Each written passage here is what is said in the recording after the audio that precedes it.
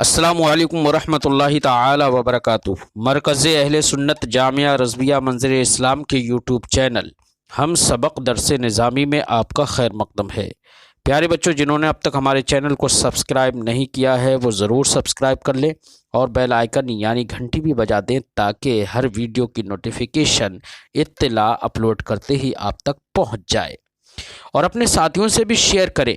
Share کرنا نہ بھولیں تاکہ ان کو بھی فائدہ حاصل کرنے کا موقع ملے، اور بات پسند آئے تو لائک بھی کیا کریں اور اپنے قلبی تأثر کو ضرور کمنٹ کر کے بتائیں۔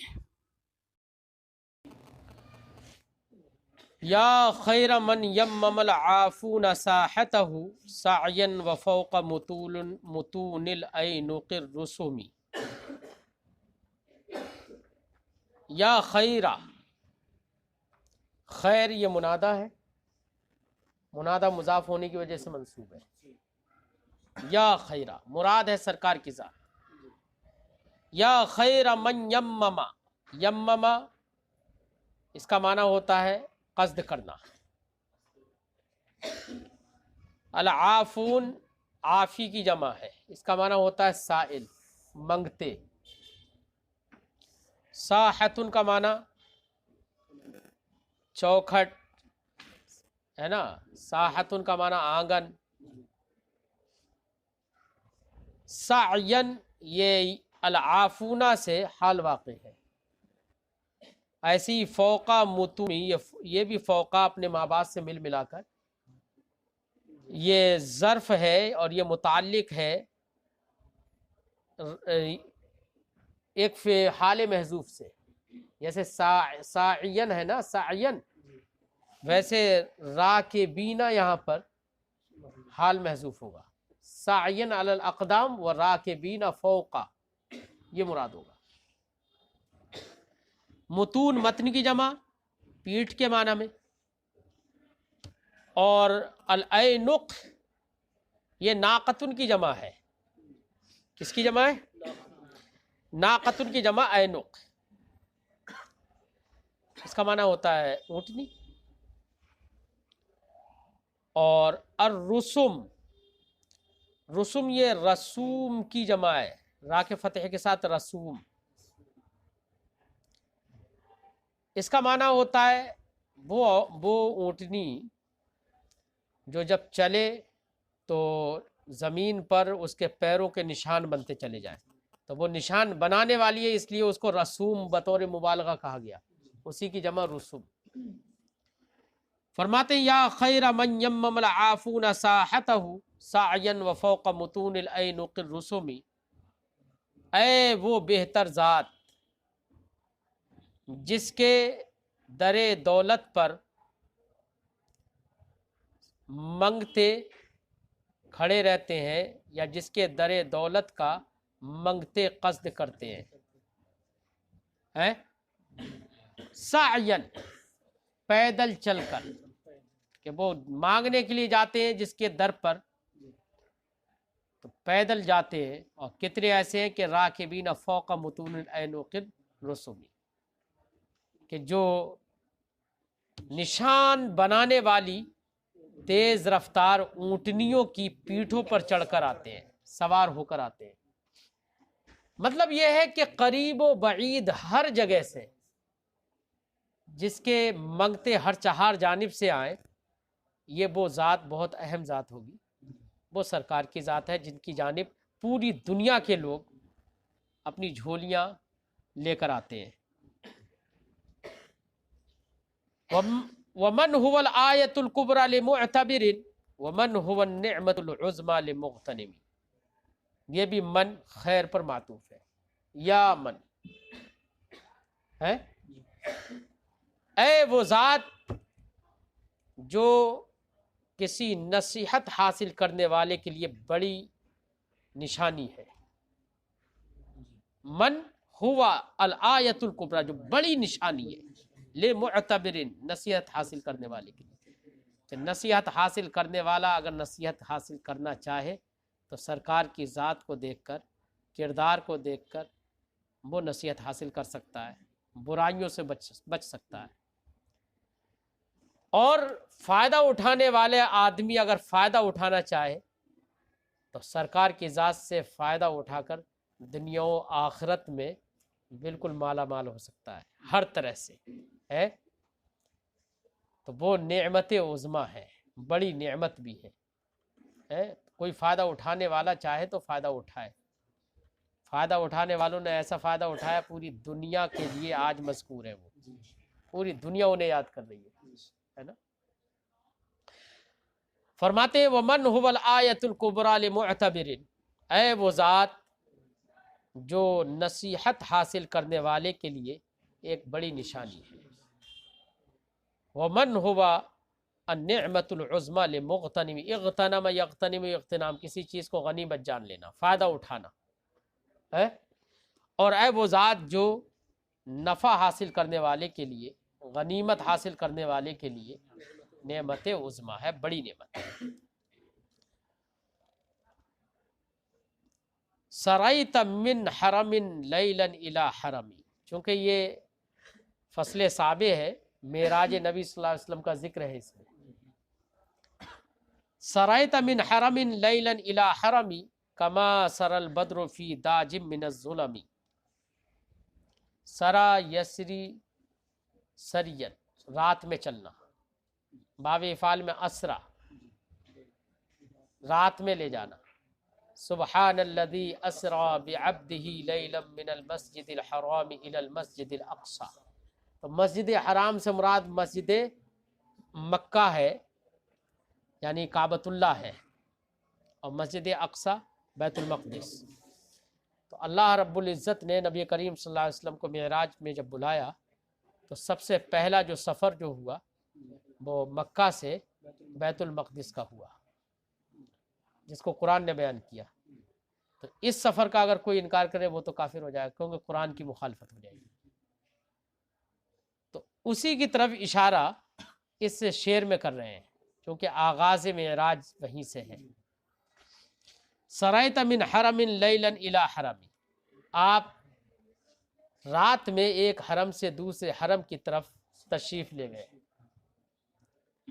کما سر البدر فی داج من الظلم، اب وہ تشریف لے جانا بھی کیا، رات میں تشریف لے گئے تھے نا، تو ایک رات، اور پھر رات میں سرکار کی ذات، وہ سرکار کی ذات بھی کیا مہ کامل سے بھی بڑھ کر، تو اس کو تشبیہاً بیان کر رہے.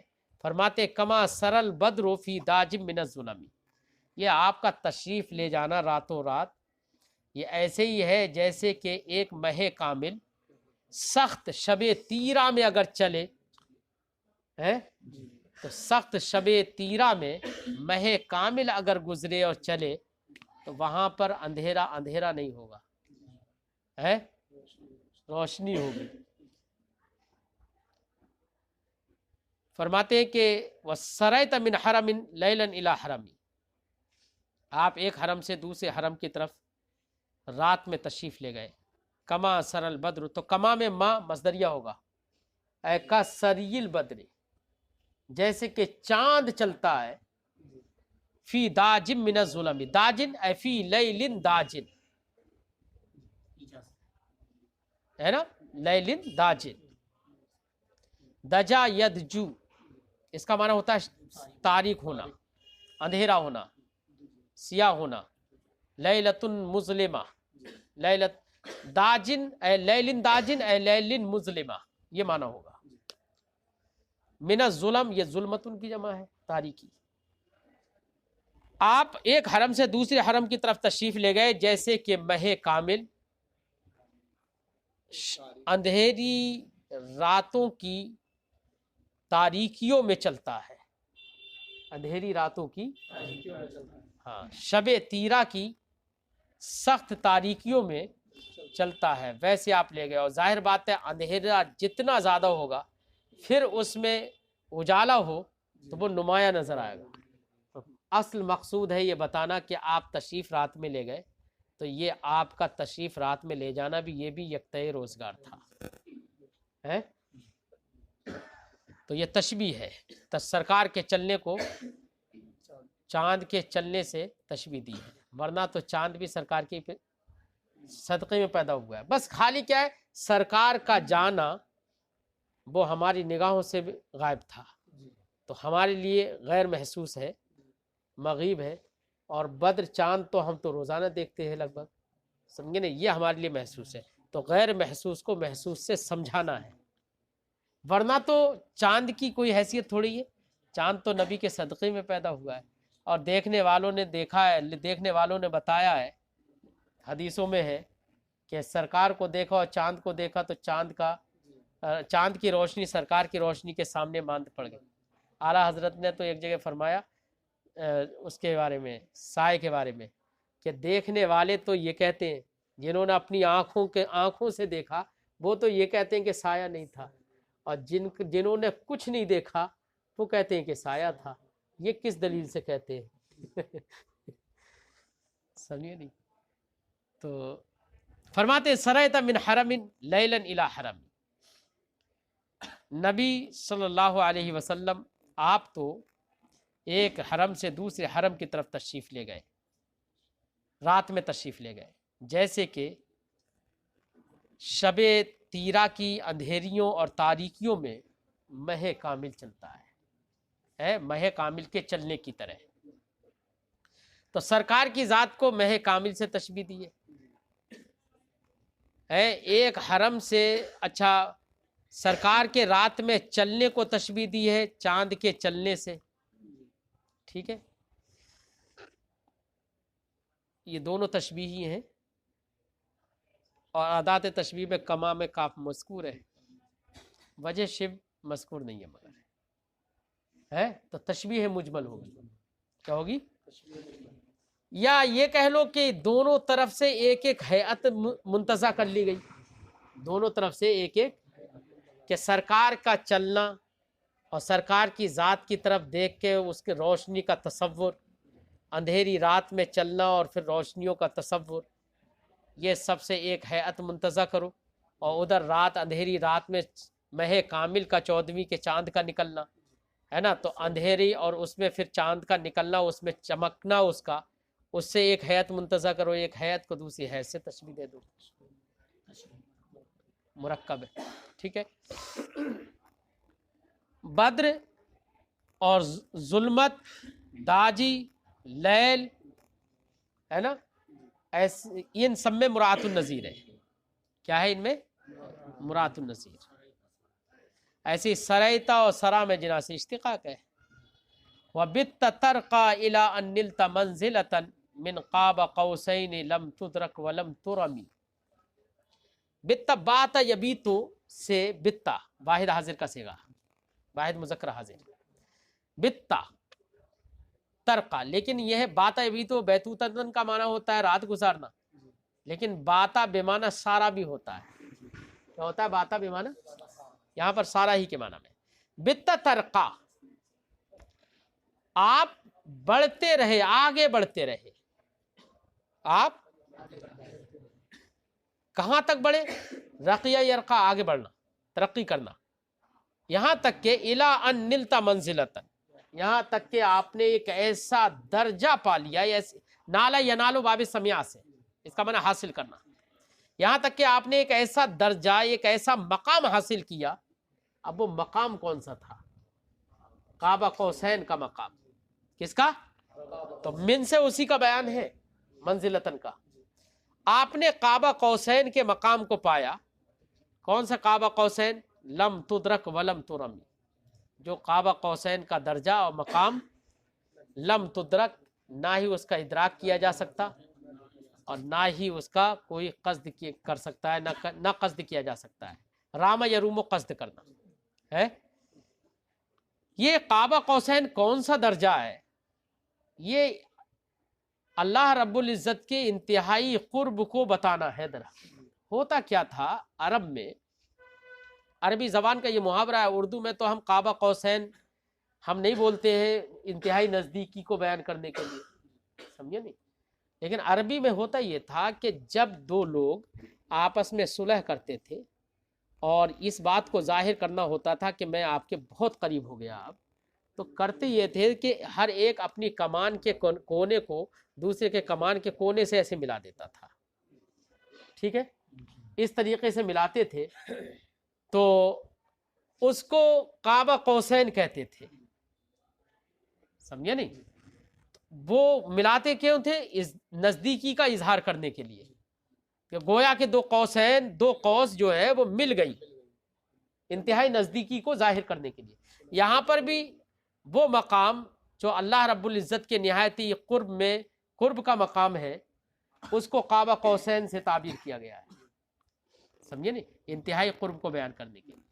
فرماتے ہیں وَبِالتَّتَرْقَى إِلَىٰ أَن نِلْتَ مَنزِلَةً، آپ آگے بڑھتے رہے یہاں تک کہ آپ نے ایک قاب قوسین کا درجہ حاصل کر لیا، لم تدرک ولم ترمی، کہ جس کا نہ ادراک کیا جا سکتا ہے اور نہ ہی جس کا قصد کیا جا سکتا ہے۔ وقدمت کا جمیع الانبیاء بها والرسل تقدیم مخدوم علی خدمی، قدم یقدم تقدیم، آگے بڑھانا، قدمت کا، آپ کو آگے بڑھایا، کس نے؟ قدمت واحد مؤنث غائب کا صیغہ ہے، چونکہ آگے لفظ آ رہا ہے جمیع الانبیاء، جمی کا جو مضاف الیہ ہے الانبیاء ہے، وہ جمع تکسیر ہے۔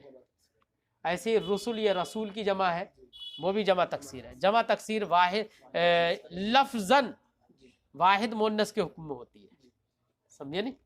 اس لیے یہاں پر قدمت واحد مؤنث غائب کا صیغہ استعمال کیا ہے، جیسے کہ تلک الرسل فضلنا بعضهم علی بعض، تو تلک مؤنث کا اس میں اشارہ ہے، اور لیکن آگے مشار الیہ جو ہے وہ رسل ہے، جمع تکسیر ہے، واحد مؤنث میں کے حکم میں ہونے کی وجہ سے تلکا کا استعمال روا ہو گیا۔ فرماتے وقدمت کا جمیع الانبیاء بہا، آپ کو جمی انبیاء نے، بہا اے فیہا، یعنی اس رات میں، اس رات میں آپ کو جمی انبیاء اور جمی رسل نے آگے بڑھایا، ایسے ہی آگے بڑھایا جیسے کہ مخدوم خادم پر آگے بڑھایا جاتا ہے، جیسے مخدوم خادم پر، جیسے کہ مخدوم کو خادم پر مقدم کیا جاتا ہے، ویسے ہی تمام انبیاء اور رسل نے آگے بڑھایا۔ تو مخدوم آگے ہوتا ہے، تو سرکار مخدوم تھے اور تمام انبیاء آپ کی طرف نسبت کرتے ہوئے خادم، سمجھے نہیں؟ تو آپ کو جو تقدم حاصل ہوا، شرف امامت بھی حاصل ہوا، یہ ایسے ہی تھا جیسے کہ ایک مخدوم کو خادم کے اوپر تقدم حاصل ہوتا ہے۔ اور خادم کیوں نہ ہو، تمام انبیاء تو اپنی زندگی میں ہمارے نبی کے نبوت ہی کے گن گاتے رہے، ہمیشہ اسی کو بیان کرتے رہے، فرماتے وقدمت کا جمیع الانبیاء بہا والرسل، یہ ویسے تو رسل لفظ ہے سین کے ضمے کے ساتھ، لیکن وزن شعری کی وجہ سے یہاں پر سین ساکن ہے، رسل، ٹھیک ہے، وزن شعری کی وجہ سے۔ خدم، یہ خادم کی جمع ہے۔ فرماتے تمام انبیاء اور رسل نے اس رات آپ کو ویسے ہی آگے بڑھایا جیسے کہ مخدوم کو خادم پر آگے کیا جاتا ہے۔ تو قدمت اور تقدیم دونوں کے درمیان جناسی اشتقاق ہے، مخدوم اور خدم میں بھی، ٹھیک ہے۔